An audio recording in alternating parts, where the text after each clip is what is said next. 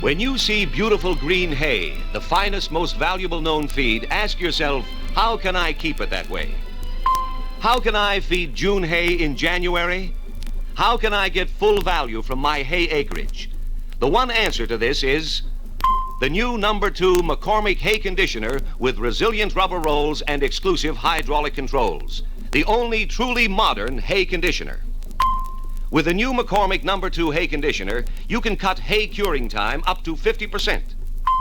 You can save all of the valuable leaves, which contain up to 70% of the food value of the hay. With the leaves still on and the stems more pliable, conditioned hay is more completely edible. Cows clean up all the hay, leaving no waste.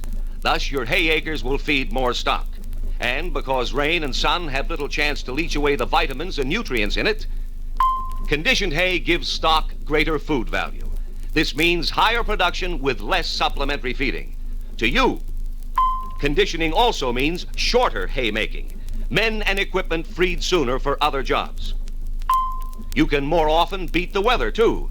Many times you can mow and condition one day and bale the next. In other words, condition hay for greater hay profits.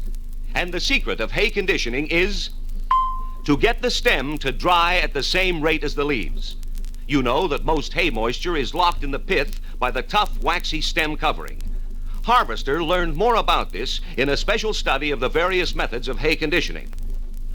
This special camera setup was used to compare conditioned and unconditioned hay and to study the effects on hay of the various methods of hay conditioning. In all examples, to make the comparisons true ones, both pieces were cut from the same stem of hay.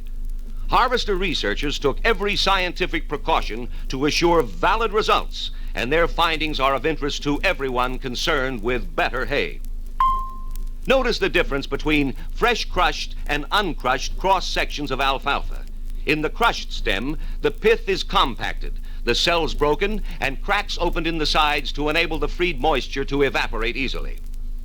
In the uncrushed, the pith still holds moisture in thousands of tiny sponge-like cells. Even after prolonged drying, 2 days, the uncrushed section still had not dried completely. Its pith had not collapsed so much as the conditioned sections did when it was first crushed. There's almost the same difference in denser stemmed red clover. In other tests, crushing, conditioning, has yielded similar results when beardless barley, Sudan grass, millet, and soybeans were harvested as hay. The stem of unconditioned alfalfa was firm and green, still quite moist after 2 days of drying, while on the crushed stem, the full-length cracks appear as white streaks, characteristic of fully conditioned hay. Now, crimping with intermeshing metal rollers, where one roller drives the other, affects hay in still a different way. The crimped sample is uncrushed for the 2 to 3 inches between crimp marks, while the crushed stem has long cracks in it. The unconditioned longitudinal sections show even more clearly than did the cross sections the cellular structure of the alfalfa pith. Crimping does compact the pith at the point of the crimp, but it leaves the rest of the stem intact. Resilient rubber roll conditioning compacts all of the pith and cracks the stem. The findings of this study led to the development of the McCormick #2 hay conditioner resilient rubber rolls.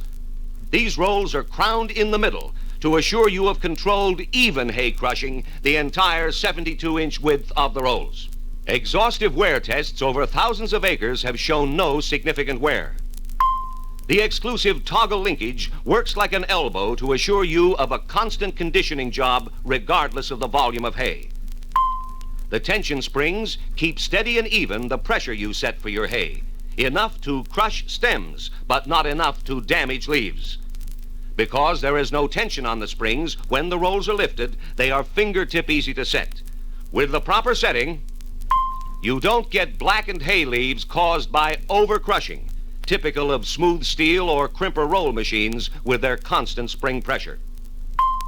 The McCormick's rubber rolls are wide enough to pick up and condition all of the hay behind a 7-foot mower. Full-length spiral grooves carved in each roll act as gripping treads to pick up mown hay positively yet gently.